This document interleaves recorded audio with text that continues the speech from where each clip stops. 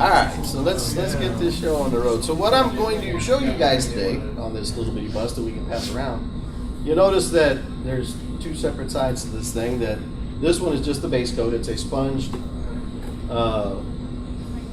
unbleached titanium over the top of the standard red primer. Alright, so that gives me my standard base coat. Now, on the left, other side, that's two colors. Primarily. So this side right here was done in two colors. The third color goes on the fins. Now, you can get really crazy, use that third color and start creating even more different patterns and colors over the top of what you already have. So layering transparents can really start to build some really cool detail and give you, third, four, five different sets of colors without even trying. And it took me probably about 20 seconds to do that, so it's really quick, and then it's just a matter of how much detail you want to add and how dark you want to go. So let's get going. And what I'll do is lay the first coat on this side that is just the base coat. So I'll lay that down. First color down. I like to go from dark to the lighter transparents. It's not quite so harsh when you go back over the top. It tends to blend the darker transparents down. It makes it look a little more natural. It's not like a black spot on there, and then you get a yellow or an orange or some other thing over the top. How do you know when you're layering all the different transparents that one color is not going to totally change the tone of the piece? Well, sometimes that's exactly what you want. So if you'll notice, the tone completely changed. From when I do the first color, okay, yeah, that gives a little, tonal shift in whatever you're working on. Then when you add the second color, that really, throws things off. It's usually the third color that you add that puts it over the top. That really gets you going, right? Fortunately, with this one, I played around with these particular colors enough that I know, okay, I can do it with two instead of doing three. Now, if I took that third color, that transparent dusty pink, and I started adding some other patches of color here, then that sends you off into a whole nother level. Right? So it really all depends on the look you're after. Right? So for me, it was this sort of diseased, fishy look that I wanted for this character. You can layer all sorts of colors over the top of each other. Now be careful though, because you layer too many, you wind up turning it into mud. Right? It all starts to blend into one color. Right? So you got to be careful in the way you apply it, so that you don't wind up doing that. You don't wind up messing up what you've already got. Do you try to use like all complementary then, or is it? Well, like for these, the first color down is a transparent black-green. Okay.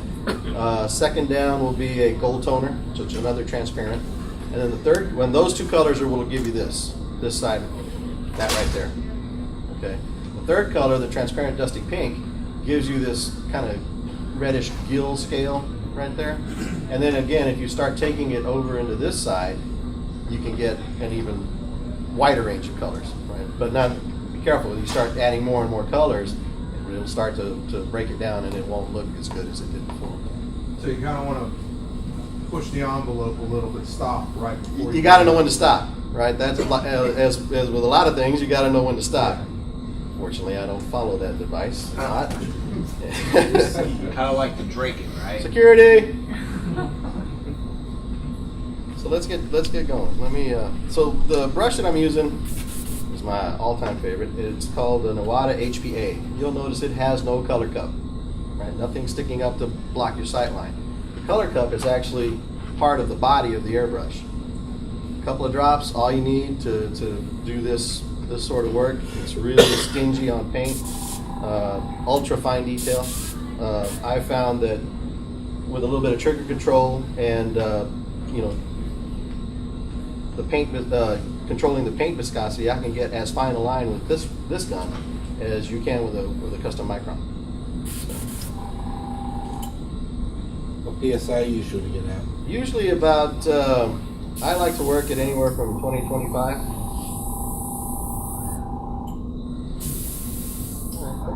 Did I get it in there? There. Now, a word of caution with these ultra transparent paints. As you can see, you get too much, they will spider like a mad fiend really fast. So you got to be really careful. Some of you are aware of that from yesterday. So you got to be really careful when you apply them. All right, you just kind of want to gently pull the trigger back. Try not to stay in one spot any longer than necessary, because if you do, there you go. It took a few seconds, right? So let me put it on the bust here.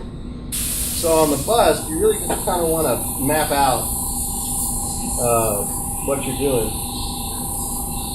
Now, with the first color being the darker, do you start in like a shaded area, but don't do a true shade, kind of squiggle it and keep it broke up and keep it in the crevices? So for this particular character, since I sponged on the color, the original base coat, I'll just play connect the dots. So like in some of the darker areas, I'll do a little bit, move on. So it's kind of a guided model. Yeah, in essence, instead of having you get the squiggly broken up pattern. This one is more of a like a tic-tac-toe pattern, right? You're going in the darker spots and basically just connecting the dots. And then as you go, especially with the transparent paints, you can go back over sections that you did and darken them up.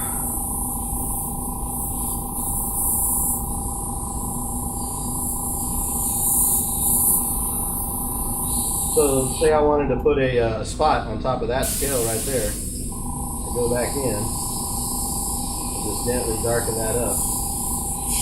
Doesn't take a whole lot. And like I said, you got to be careful, otherwise it'll get away from you and spider all over the place.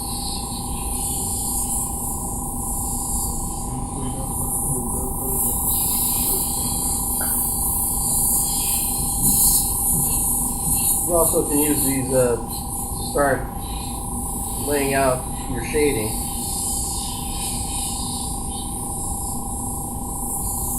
What brand of paint are those? These are the TK colors. I like to see that real good. This one that I'm spraying right now is a transparent black green. This technique works with any, the golden, the Comarts, pick.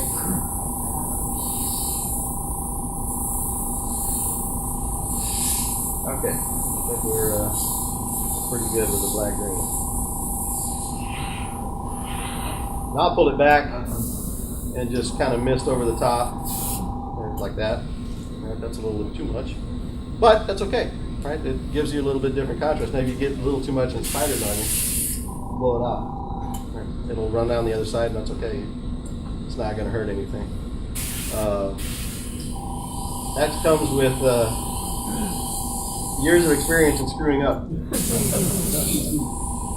I guess you can't be afraid of stroke. Exactly. And like I told the students yesterday in the class that we were teaching, it's only paint.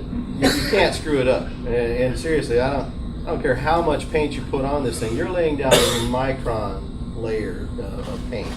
And no matter how much you put on there, you're not going to jack up the detail.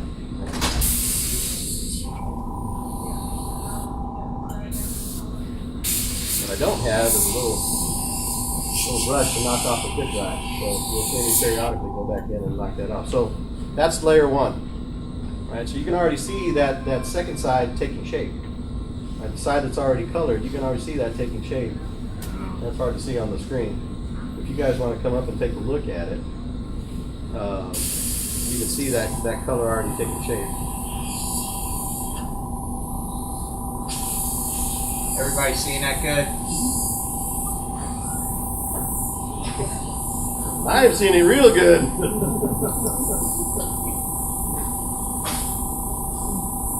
Now you can also do the traditional mottling, if you want to do the squiggly line look. You can do that too. Just keep going back over the top till it starts to build the color. But the issue with that and these ultra transparent colors like this is you get more of a V color, not a broken pattern, because it will tend to blend into each other. All right. Okay. Any cleaner? Yeah, let's water. get I'll be right back. I'm sweating my cheaters here, and I should have worn them. First person to chuckle gets thrown out. Aha! Who was it? product of 50-year-old eyes. All right, so we can move on without taking this thing out. Normally, I would take with a darker color and just completely rinse it out. This water didn't work. Any questions so far? Somebody? Bueller? This is going to get messy.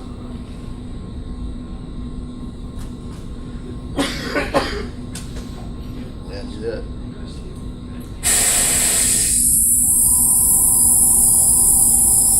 One little trick that I like to use when cleaning out, when cleaning out the airbrush is you'll notice that all these brushes come with this cutout handle. You might be wondering what's that for? Why is that there? Well, whenever you get a clog, you can reach back, and while you're pulling the trigger back, you can pull this back a little further and clear that clog. Or if you're cleaning out your brush and you don't want to wait for this thing to pull that back, and it'll come out even faster. Right? If your airbrush is clean, you can just pull that back. Now, this tends to get in your way, right, in the micrometer. So I usually set the handle like that so that I can just reach in, grab it with my fingers and pull it back. So you can see as I pull it, the needle moves.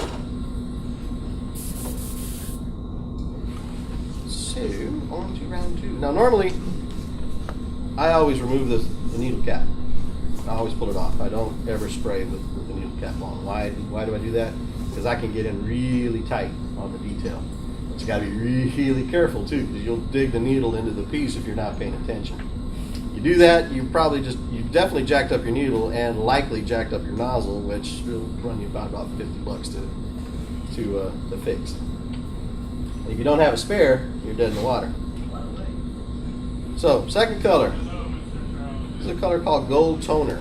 Another transparent, kind of a yellowy orange, if you will. Again, really thin, so you can see already spider. Love gold toner. So as I'm putting it over the top of the this black green that I have on the paper here, you'll see that the more that I put on there, the more it tends to filter the color that's underneath it. Okay, and so for this, I just hose it on. Now it'll start to take on and change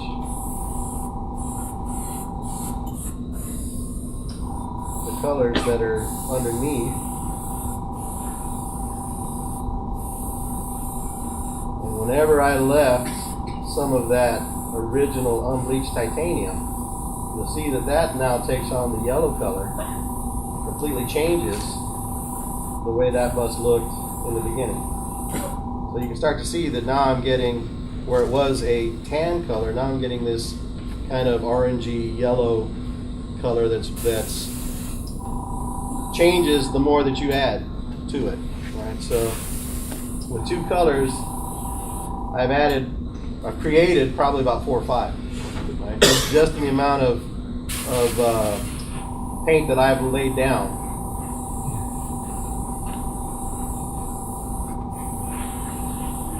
You notice I'm not even being careful. I'm just going to town on it. And just keep the airbrush moving, so that if you just do this, right, you'll get the color will go down, but it'll be even. Right? What you want is to keep the color moving so that it gets darker in some spots and not so dark in others, creating additional colors, right, as you keep going. So that's the gold toner. You can keep adding to your heart's content. The gold toner is quite forgiving over what you see right there. You just change the color one more time. So you can just keep layering this on, let it dry. What I like to do is, as I'm spraying this on, if I get a really wet spot that, man, that's a little too much, I'll shut the paint off by moving the trigger forward and just let the air come out. And just gently blow over that section till it dries. Pull it back and get some more paint. That's a little too much. Go in and dry it off.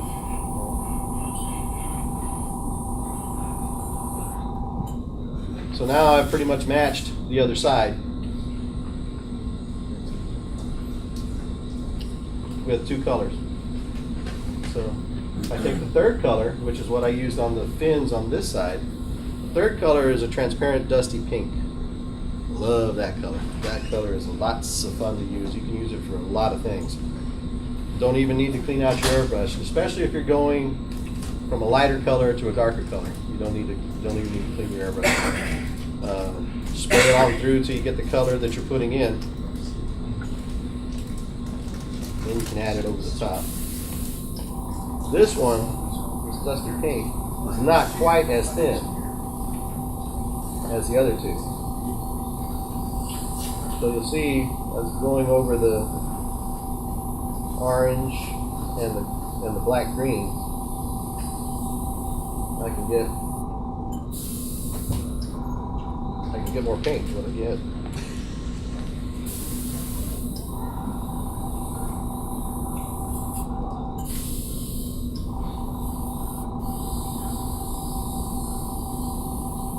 I need to clean my needle.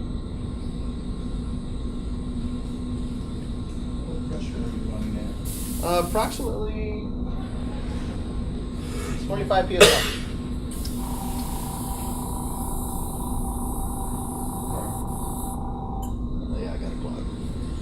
We have a brush. This thing plugged in. What kind of brush you want? Just a regular, any old brush. So I just cleared the clog by pulling that back. It's alright, Joe. We're good. Good? Yeah. So you can see that as I move along, I can create different patterns just by adding more paint over the top of what I already had. You can do this for days with transparency and still not block out what you had done before. So with this third color, I'll go over the fins really gently. Let me get flooded. Then, if I wanted to get really crazy, start taking it and just noodling, if you will, over the top of what you had.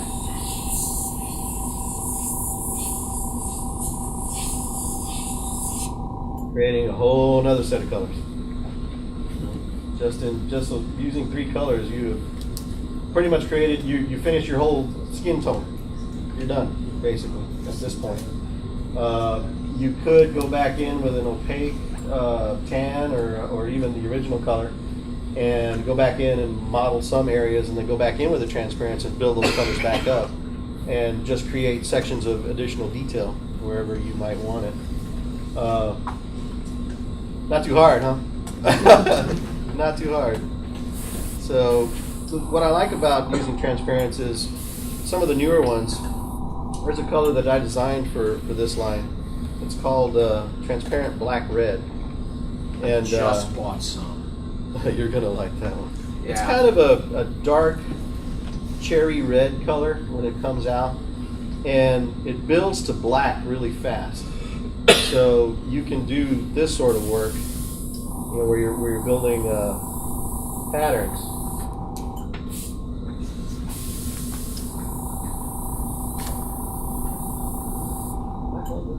No paint. That's what I got. I have a zombie project I have to finish for someone, and I bought that paint with that in mind.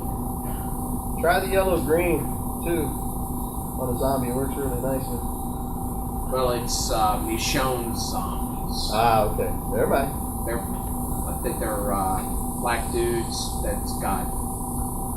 So you can see, you know, I can do skin patterns with the transparents, going back over in certain spots and just darkening those down. Like get this to spray.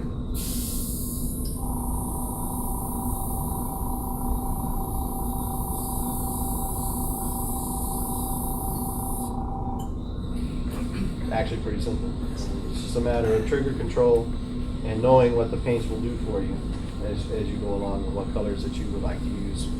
So it's not rocket science by any means.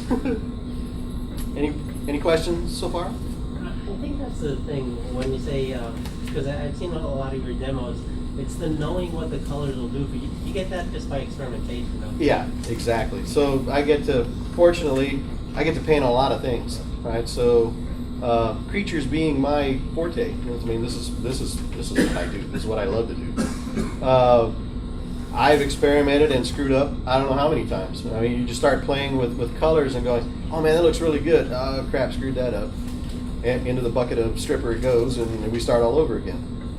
So it really is sort of a trial and error. You can't go wrong though by layering a dark and then a lighter color and then maybe a different shade of a complementary color to that shade. So you notice I went dark with the black green, then I went yellow, and then reddish, right? So you know when those two colors blend. So you got to kind of look at it like when these two colors touch each other, what am I going to create? So if I'm spraying, let's say I would have done the black green and then sprayed a brighter yellow, and then did a blue. Now I'm going to have turquoise, blues, greens, different shades as I go along. So you got to kind of use a little color theory as you're going along to say, okay, if I mix these two colors, these colors touch each other, what am I going to get? So, and really, if you think about it like that, it tends to become a little easier. Yellow is the best mixing color for this transparent work that you can have. Right? It really allows for a lot of different effects over skin, and allows you to add various different colors without messing up. So let's say I did a yellow and a purple. So you'll wind up with kind of a reddish tone, right, as you go along. The deeper you get, it tends to transfer into a red. Now, one thing that I've found with whites have a little bit of blue in them. And so let's take a color like Golden's transparent shading gray. Right? That's a really cool color. If you add it, so you just add it in a various pattern over the top of your skin, and you thin down a white, I mean like pretty much like almost like a wash, and you just kind of gently blow over the top, that blue will react, the blue and the white will react to the brown in the shading gray, creating a really cool bluish kind of brown color. It's a little tricky to get, and sometimes you have to get the ratios just right for it to work, but when it does, it creates a color that you can't match just using straight paint. So, oh, sure, yeah.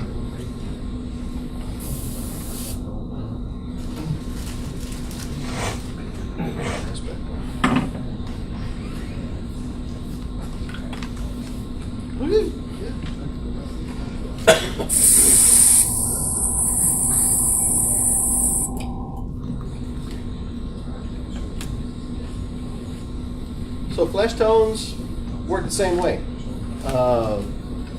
What I like to do with my flesh tones is I'll lay the base coat down. Usually, I won't, unless it's a beauty paint up. Right? It's a female paint job that you're not after any kind of color transitions or anything that would look not human. I will lay down the base coat of my chosen flesh color and leave parts of the primer showing through. Right? So in this case, overspray is your friend, right? Because what I'll do is, like with this little piece that's being passed around, I based it in a rust red primer.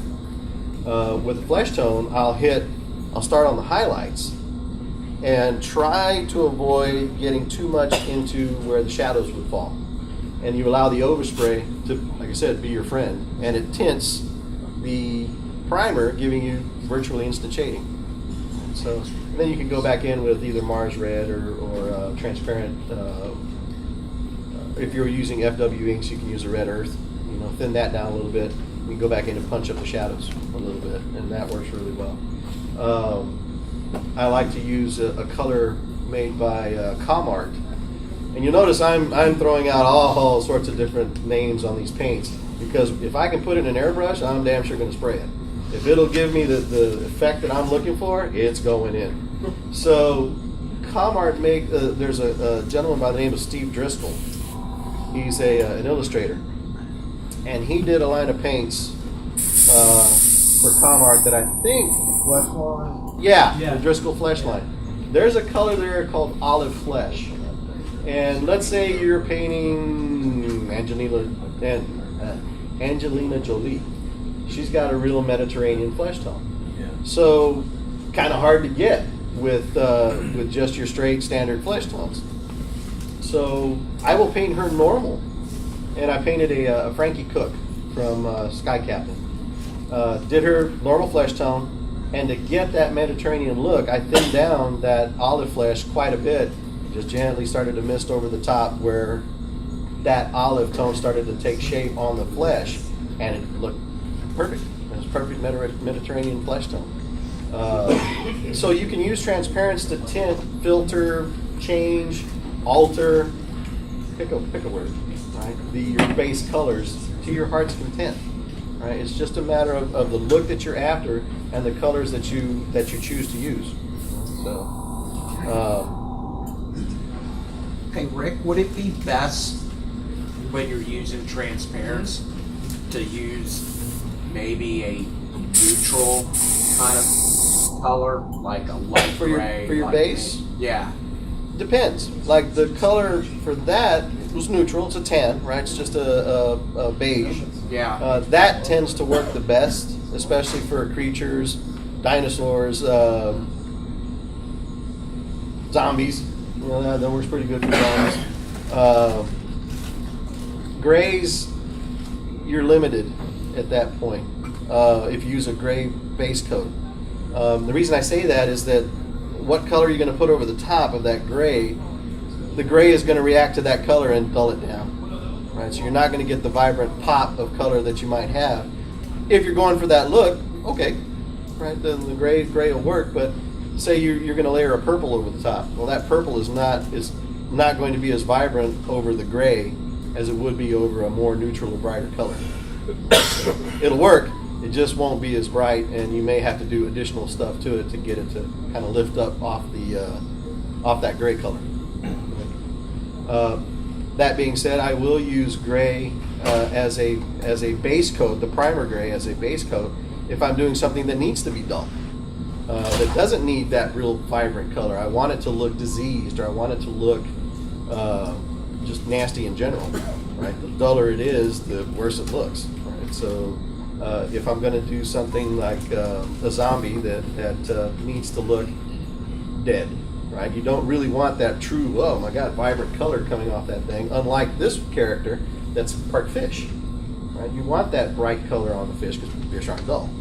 But on a zombie, you could do it over the gray base coat and using the same technique, build up that dull, dead color that you're looking for a zombie. So again, it really depends on the effect that you're looking for on the piece that you're working on. You can do a combination of the two, right? If you don't, say you've got a dead side and a live side, right? You've got a zombie that's bitten up, they're fresh, right? You can play with them a bit. There you go. But that's it in a nutshell.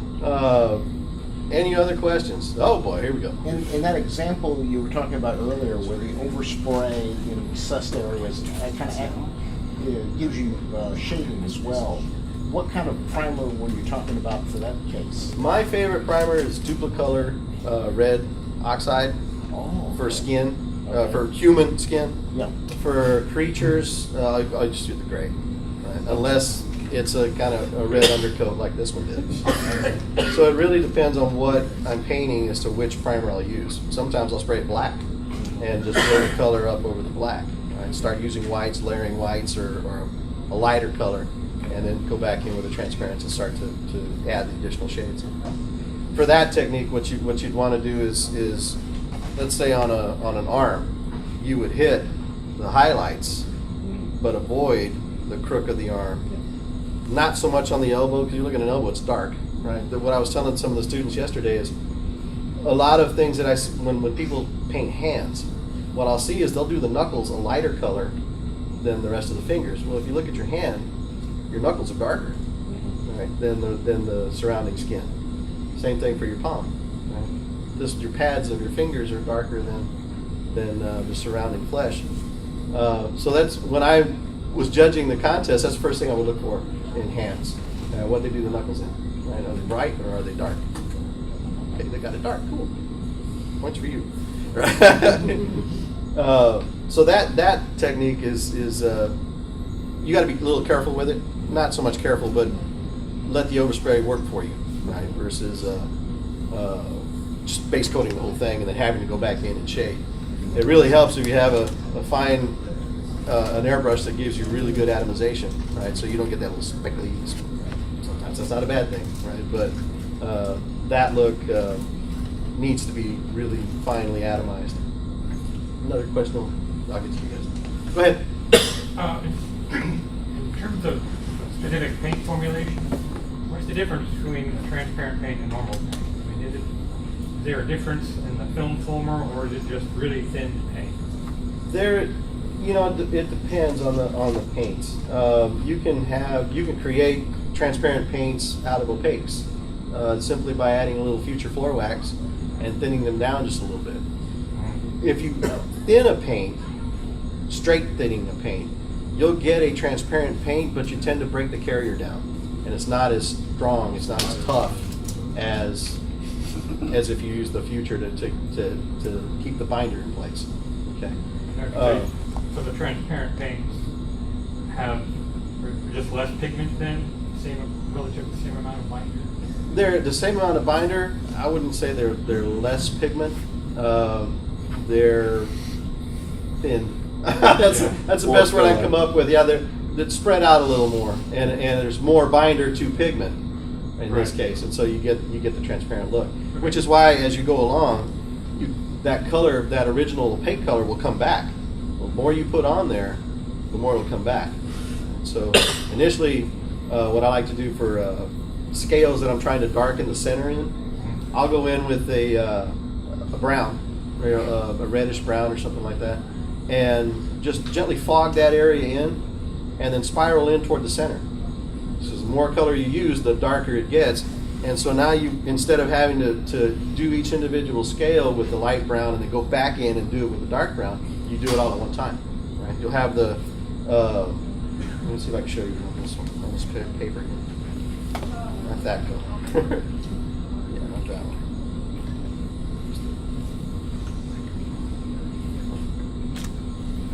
So, let me see if I can demonstrate that here. Okay, so let's say that was a scale, all right, and I want to darken that center spot.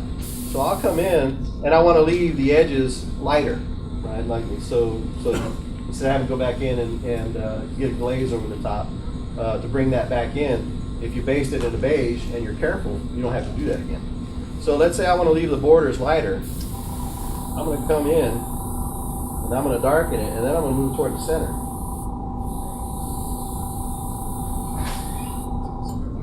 Yep, there you go. So now you've got a darker center. Now you can keep playing with it. Let's say I still want that edge bright, but I want an irregular pattern to that scale.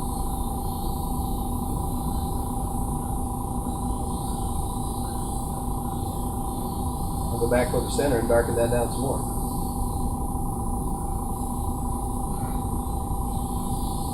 Now you notice that there toward the center, that color is now becoming opaque.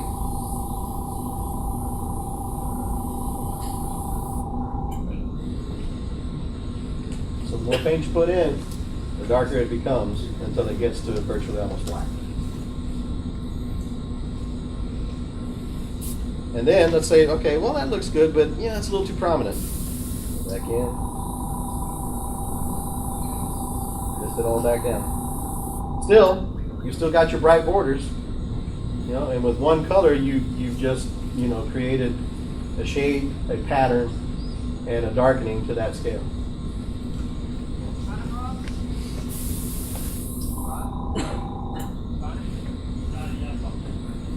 You guys said No value to see in between. that's I think partially that's a matter of personal preference, but when you're using transparents, here's the tricky part of using transparents. They are not forgiving if you screw up. All right, so let's say you're going along and all of a sudden, splorch, you got a paint spit or something. Ah, crap, and you try to remove it. You're probably going to remove the transparents that were underneath it too, if you didn't seal. So that would be the value in that instance. If you're new to airbrushing, or you're not real confident in being able to keep going without sealing. Me, I seal maybe once or twice any kit that I do, and then the final. Right? So it depends on what I'm doing and whether or not, okay, I really like what I did, and if I screw up, which is known to happen, right, then I'm going to destroy what I just did, and then I'll have to go back and do it all over again, and I don't want to do that. So I'll just throw a coat of sealer over the top and keep on going. So really, sealing to me is a matter of personal preference and getting to a point where you're like, oh man, if something happens and this goes south, that's going to go away, and I'm going to have to do this all over again. So, did that answer your question? I just did have one question, and now I have two. The kind of sealer you use? One per case. Started out using, like everyone else, tester dull coat. Yeah. Right? But that crap is expensive, Yeah. and it doesn't last very long. So I made the switch to Krylon Matte a long time ago. Giant can, $5, lasts you a long time. Yeah, it's not as flat as maybe dull coat is, but I found that a lot of the I don't like an ultra flat look. Right, skin is not dead flat. Right. There's always a little shine to things. Hair. One of the guys, real observant students in the class yesterday, noticed that my skin had a little shine to it. I did a vampire Victoria, but the hair was even shinier, so that it created a contrast between the skin, the hair, and everything else. The corset, on the other hand, was more flat. So you had a contrast between the skin, the clothes, and the hair, and that creates visual interest to the kit. So it really depends on what you're after. 9 times out of 10, as I'm going along and I'm building it up, I'll just Krylon Matte, straight across the board. At the end of things, that's when I'll look at a kit and go, okay, so I have a completely uniform shine here. I need to deaden this, brighten this, make this a little more glossy. For eyes, I like to use, it's a new acrylic by Liquitex called High Gloss Varnish. And it's as shiny as Future, given 2 coats, but you can build it up faster. And it really works. Victoria had that on her eyes, if you guys had seen that in the class or on Jesse's table. The hair was just Future floor wax, blown through an airbrush really carefully, so that the hair was more shinier than the skin. The skin was straight Krylon Matte. And I didn't touch her at all, that part. My other question is, I've got an alien bust that I'm getting ready to do. I don't know about that big. When you say alien, Giger alien, or okay? Yeah, I'm looking to. I want to bring some translucent to that. Are transparent seems like a good choice to do an alien? Yeah. I don't know. You may remember the big Alien 3 bust that I did for an article in AFM. The dark patterning. Actually, that whole thing, aside from the base coat, was done in transparent paints. So, real carefully as you go through all the detail, start laying in, as you go along. The like this line work right here that I did with the cherry red, or with the black Dusty paint. that thing. If you do it with, say, a burnt umber, or a or black, or a shading gray, or a transparent black, Payne's gray. you get that really cool, organic pattern as you go down some detail. I did another alien recently for Black Art, the big wall hanger, that George took my write-up and put it out on his website, and I explained some of that in the write-up. So Okay. it may be out on his website. Go take a look. It might help a little bit. There's another technique. I can't do it here, unfortunately, but I can explain it to you. That I really, really have liked to use, especially with aliens. So you might want to listen to this. And any smooth surface, right? It's you look at it and go, well, how in the heck am I going to add detail to this? Like an aliens don't, Right. right? It's a smooth surface. What do I do with this?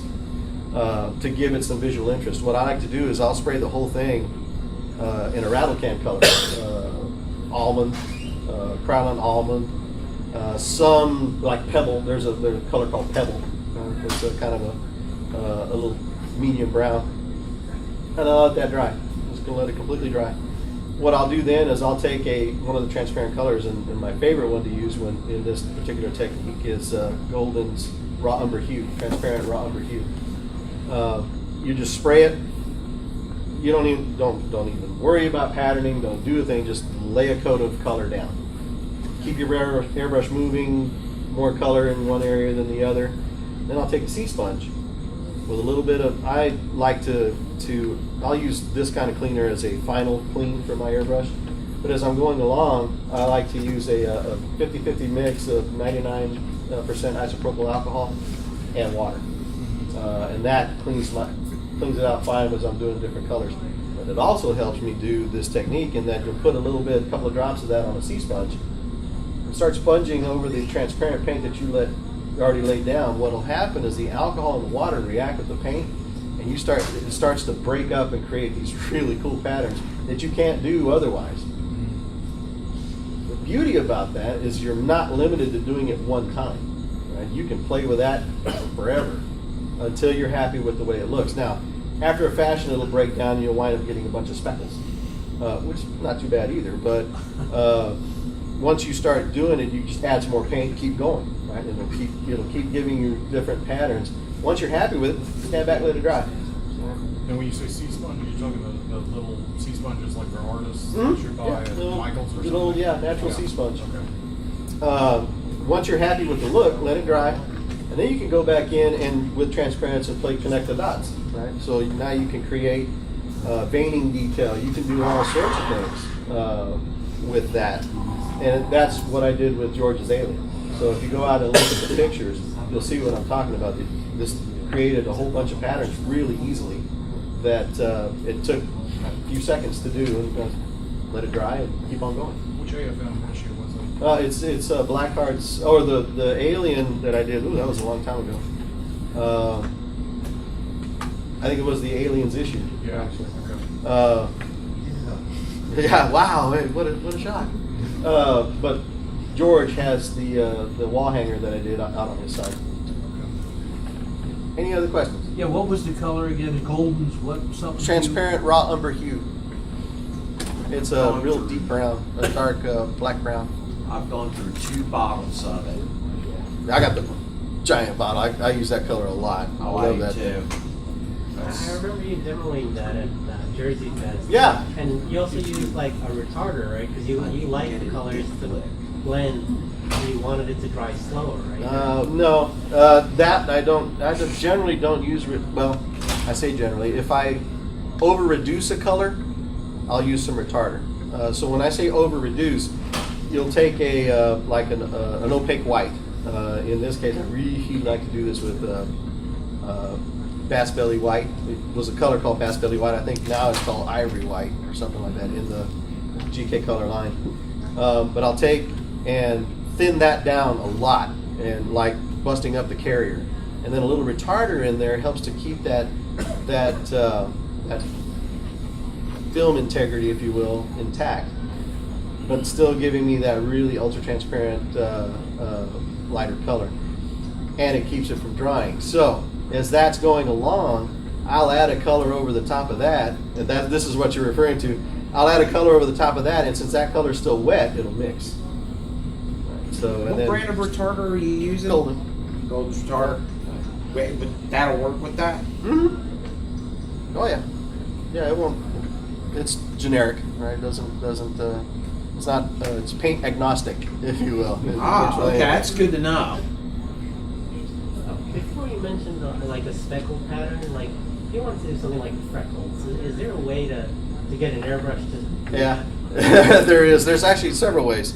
The first way is a little trickier because you have to practice this, and it's a matter of removing the nozzle cap. So you got the needle cap that I pull off, then you have the cap behind it. You can pull that off and lower your air pressure and kind of gently rock your trigger. It'll spatter. They do, for those of you who own a Harder and Steenbeck Infinity, Harder and Steenbeck makes a spatter cap that you remove the nozzle cap, screw this thing on, and it gives you this freckly pattern. The other way to do it is, and this is kind of funny, but you'll hold a popsicle stick with this finger against the end of the airbrush. And when you spray it, the paint runs down the popsicle stick and to the end. The air pressure makes it spatter, right? And so you can, by varying the air pressure, you can vary the dot pattern. That one's a little weird though, because that goes everywhere, right? You will speckle your walls and everything else that's anywhere near you. So, but it'll work. I mean, it'll work. Is there something you can do to control the size of those spots with Yeah, air pressure? air pressure. Yeah. Just the lower air pressure, bigger dots? Yeah. Or? Lower the air pressure, the bigger the spots. Higher the air pressure, the finer the dots. Right? So, oh, that rhymed. Somebody write that down. And that's with both the things taken off of there? Right. Okay. Right. Cool. Now, if you want to do it that way, now you can use the spatter cap. The old. How many of you guys remember the old Aztecs? They made a spatter cap. It was beautiful for that. That was the only damn thing that airbrush was good for. But you know, the Aztecs being what they were, you know, no one they died off a slow, painful death. H&F did come out with a spatter cap that works really well. I play with that a lot. It works really well for large scale eyes, right? To add detail to like dinosaur eyes, you can go in and I'm working on a life-size raptor head right now. And to get that really dot broken up pattern in the eye, I'm using that spatter cap to go in and give me that speckly look to an eye would have for a dinosaur or a snake or anything else. Someone else had a question. I have the new indoor bloodline. Oh yeah. Love those. Are you cutting those? Are you spraying them straight or are you cutting them? I've done both. Okay, 'cause So they're pretty strong. yeah, they're pretty. They're what the gentleman's talking about. Tim Gore, who's a hell of a special effects artist, right? He in conjunction with Createx, created a line of illustration paints called Bloodline, and it's about the entire line is about 16 colors, and there are two in there that are really nice. There's one called Decay. There's another one, I can't remember the name of it, but it's a brownish green that is really good. Now, the thing about that line of paints, and I'm not going to lie to you, when they first said, it's Createx, I went, oh, geez, really? Because my experience with Createx from the past was not a good one, right? Clogged my airbrush, couldn't spray it, it sucked. So when I heard that initially, I went, oh, so I know Tim, so I talked to him, and I said, man, I got to tell you, that's not giving me a warm fuzzy. He says, oh no. He says, we changed the formulation. So at Monsterpalooza, I was talking to him and with Craig Frazier, and they told me what it is this thing is automotive pigments in an acrylic binder, right? So essentially it's acrylic paint with a very strong pigment, which is why you can reduce it about 300% and still maintain the integrity of the color. And it won't fracture on you because so the line of paints comes with a bottle of reducer. This reducer, I don't know what's in it, but whatever it is, it completely reduces tip dry, right? To where you can do all. So you never have to stop with the little brush. I won't say never, but not as often. And so with this line of paints, with the golden line of paints, the finer the detail that you're doing, and you guys experienced this yesterday, you get it builds up on your tip. Crap, knock it off, and you keep going. Crap, I gotta knock it off and keep going. With this paint, no, you sit there and play with it all day long. Maybe after 5-10 minutes of spraying, then you'll have to knock some off. So, but it does a really good job at keeping that paint flowing, and those colors are really nice. They're strong, like I said, you can drop them down about 300% and still maintain color integrity. It's really, really nice. Great question. Thanks for asking that. Bloodlines? Bloodlines, yeah. Tim Gord, you can get them. I get mine through Coast. Yeah, Coast Airbrush. Yeah, that's where I got mine. I bought a set from Tim at Monsterpalooza, a small set just to play with them, and I liked them so much I went and bought the whole set. That's what I got done. So, for those of you who don't know me, I have paints out the wazoo. My workstation, I airbrush standing up. So I have the turntable here in front of me, standing up at about chest high, and then paint here, paint here, paint here, paint here, paint here. It's all over the place. So, but I know where everything is. So I just I'm reach not and grab the paints. only one. Oh no, you're not. You're not. So, as I said before, if I can get it in an airbrush and it'll spray, I will spray it. I've sprayed shoe polish, leather dye through the airbrush. Worked just fine. Whatever gets you the effect. Exactly. Whatever gets me to what I want, I will use. Just curious on those paints you mentioned there on the basis of the automotive industry. I know that a lot of automotive paints are really expensive. Are these that way too? No, not at all. The whole set, all 16 colors plus the reducer and yeah, it's like 134. Plus you get a transparent base. So about $8 a bottle. Yeah, but they're 2-ounce bottles, right? They're that big. Like the typical premium bottles. Exactly. Yeah, the larger bottles. One more question about those. The transparent base, okay, is that just to make them, Yeah, just to make them transparent. okay. Yeah. So if you don't want to thin them down you don't want to use a whole lot of reducer, or you want just a really light color. Just, a lot of times when you're doing flesh, my paint when I'm spraying it, I can't even see in the first pass, right? It's like, okay, well, I know paint's coming out, but I'm not seeing this color. After the third or fourth pass, okay, now I'm starting to see this starting to build up and it's starting to look good, right? That's what you could do with the transparent base for the bloodlines. I got because it's automotive based. I've heard a lot of automotive paints will have like metal properties in it. Mhm. Does this have that? You're not going to coat your lungs with No, chunks of that. they're acrylic, non-toxic. It's the automotive pigment, meaning it's a really strong, heavy pigment that is part of the paint line. It's not like cadmium red where you're going to spray it, you're going to die. Right? No, it's not like that. It's not any more dangerous than tipping these over and spinning it all over yourself than these, right?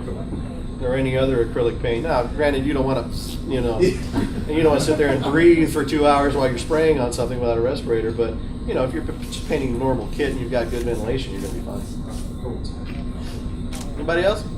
Questions? Zombies over here, zombie heads like that. How would you paint these? How would I paint those? Yeah.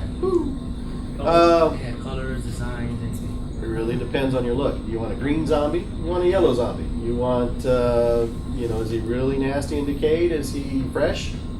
Right? So it really depends on in your head, you have to figure out what you want. yeah. And then, once you figure that out, then you pick the colors that you're going to use to get it there. And so, I have on the computer, I have a library of reference shots. If I find something on the internet, oh man, look, Walking Dead, Yeah. right? I'll go through there, oh man, that color scheme on that zombie is awesome, how'd they get it? And I'll sit there and I'll figure out how I would get that, and then I'll stash that Wow. away, right? And I'll go back to it, right? That's this I this want a would work Walking Dead good. kit, a Merle kit. Or Killer, I think it's Killer Kits. So go out and look at the Walking Dead website and check out what they did, and pick a zombie color you like. And get after Basically, it. just like trial and error kind of thing, right? Yeah, it's a zombie. Yeah. It's a zombie. Now you'd want to concentrate any kind of, mottling or like skin decay on a bite or spots where the skin's starting to fall apart. But the rest of the skin you could just not really do as heavily and still get the same effect. More details on the wounds and blood and stuff like that, right? Yeah. We good? Anybody else? Do you ever use white for a base coat? Yes. So, let's say you have something that you really want a bright color on, yellow especially, right? base coat that sucker in white first, because the white, the reflectivity of the white when using a transparent brightens that color considerably. Any color for that matter. If you use an opaque over white, take if you want to experiment with it at some point, take a gray primer kit and spray it with your flesh tone. Take a white primer kit and spray it with the same flesh tone, and you'll notice a color difference because of the underlying base. Yeah, I did that once, and I was like, oh man. Wow, what a difference. Any other questions? Anybody else? Rick, I think you got a plane to catch, don't you? Yeah, thanks. Good job.